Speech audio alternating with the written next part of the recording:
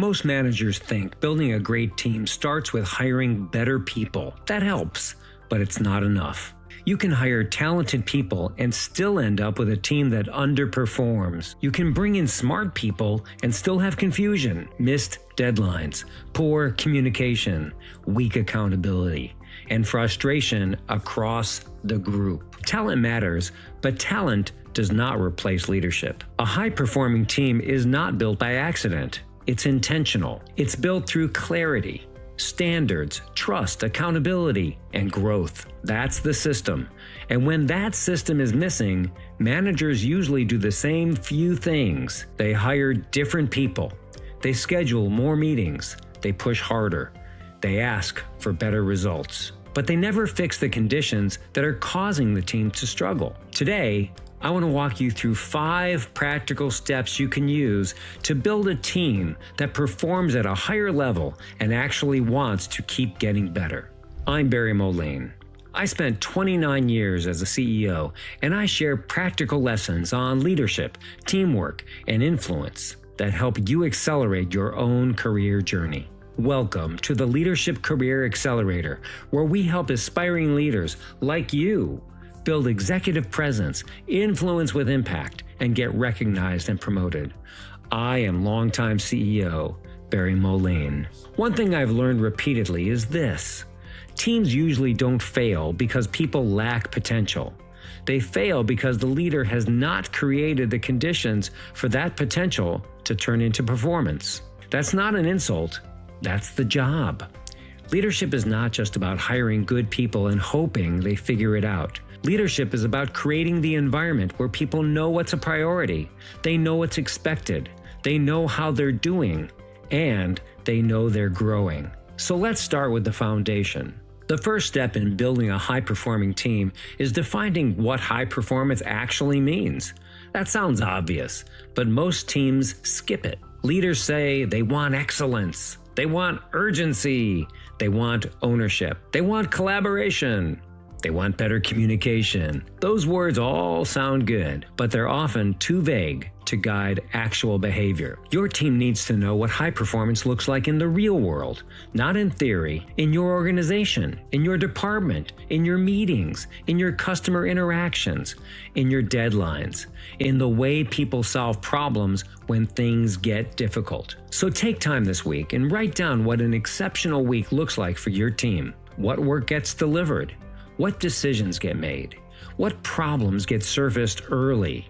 What communication happens without you chasing it? What behaviors show up consistently? What does doing a good job well actually look like?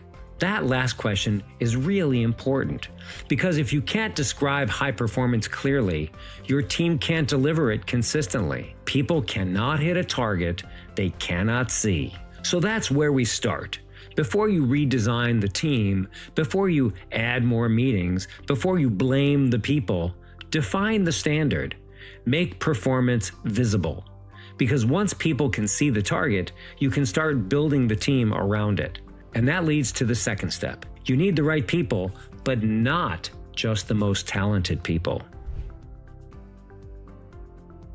The second step to building a high-performing team is hiring for character and training for skill. Skill matters. Of course it does. You need people who can do the work.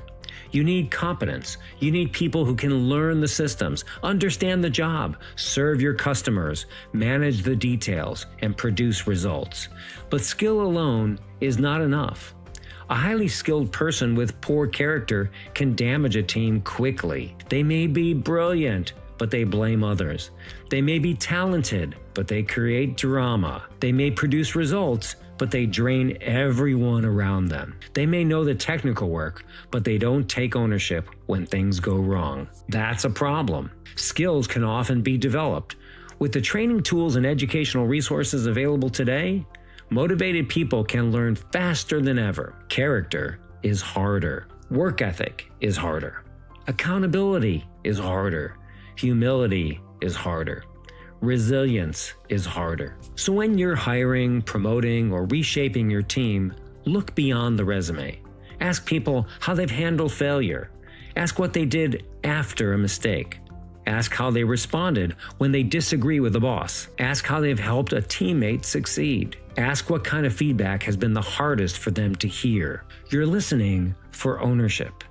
You're listening for maturity. You're listening for self-awareness. And you're listening for whether they make the team stronger, not just whether they look strong on paper. The most talented person in the room can still weaken the culture if their character doesn't match your standards.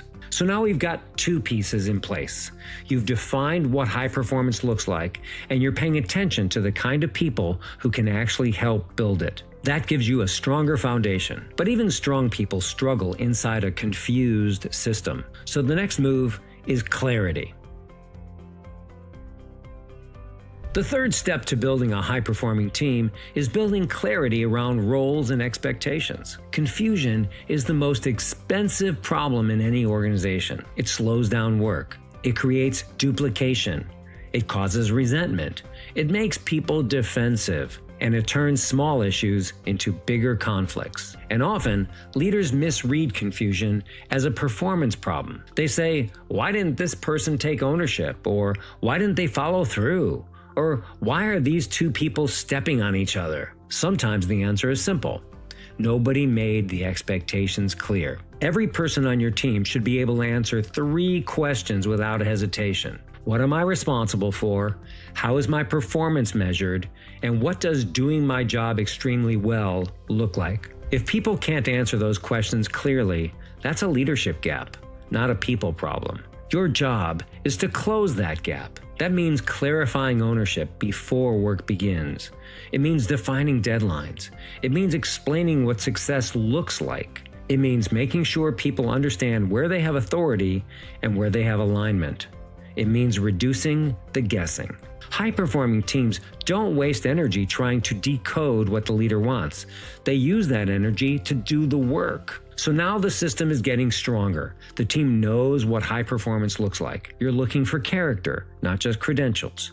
And people understand their roles, responsibilities, and expectations. That gives you a real structure. But structure alone is not enough. Now the question becomes, how do you keep people accountable without hovering over every detail?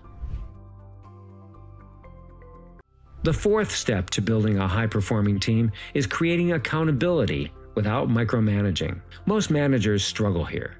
They swing between 2 extremes. Some overmanage. They check every task, question every decision, hover over every detail, and make people feel like they're not trusted. Others disappear. They give vague direction. They step back completely and then get frustrated when the work doesn't come back the way they expected. Neither works. High-performing teams need structured autonomy. That means people have room to do the work, but they're not operating in a fog. They know the goal. They know the standard. They know the deadline. They know when check-ins will happen. They know progress will be measured. They know when to escalate a problem. That's not micromanagement. That's good management. Accountability should not feel like a surprise inspection. It should feel like part of how the team just works. A manager needs regular check-ins, clear ownership, honest conversations, early problem solving, and team members who are willing to hold themselves and each other to a high standard. When accountability becomes a team norm instead of just a manager's enforcement tool, everything changes. People stop waiting to be chased. They start owning the outcome. So at this point, we've moved from standards to people, from people to clarity, and from clarity to accountability. That's the operating system of a strong team. But there's one more piece leaders often miss. You can build a good team and still lose your best people if they don't see a future with you. The fifth step in building a high-performing team is investing in growth. Good people want to get better. They want to stretch. They want to learn. They want to be trusted with more responsibility. And they want to know that the work they're doing is helping them build a future, not just fill a role. If they don't feel like that, they're going to start looking elsewhere. Sometimes they leave physically. Sometimes they leave mentally. Neither is good. A lot of leaders assume high performers leave only because of pay. Yeah, pay matters, but many strong employees leave because they feel stuck. They feel overlooked and underused. They feel like they're giving a lot but not growing. Your job as a leader is to make sure people are developing because of you, not in spite of you. That means having real conversations about their growth, not just task updates, not just project reviews, real conversations. Ask them, what do you want to learn? Where do you want to grow? What kind of work gives you energy? What skills do you need for the next step? Where do you need more feedback? What stretch assignment would help you build confidence and capability? Give people opportunities. Give them coaching and honest feedback, and give them chances to prove themselves. When people feel like they're building a career, not just completing assignments, they bring a different level of energy to the work, and they're much more likely to stay. Building a high-performing team is not one big move. It's a series of leadership habits practiced consistently. Define what high performance actually means. Hire for character and train for skill. Build clarity around roles and expectations, and create accountability without micromanaging. Invest in growth so your best people can see a future. That's the work. And the most important point is this: your team is not just responding to the goals you set, they're responding to the conditions you create. If the conditions are unclear, performance will be uneven. If accountability is weak, standards will drift. If growth is missing, strong people will eventually leave. But when people know what matters, when they understand their role and trust the standard, when they own their work and feel like they're growing, then performance changes. The team gets stronger, the work gets better, and leadership becomes much less about pushing people and much more about building a system that helps them succeed. Pick one of these 5 steps and work on it this week. Not someday, this week. And if this was helpful, like this video and subscribe. I share practical leadership strategies to help you become the kind of leader people trust, follow, and want to work with. I'm Barry Moline, and I'll see you in the next one.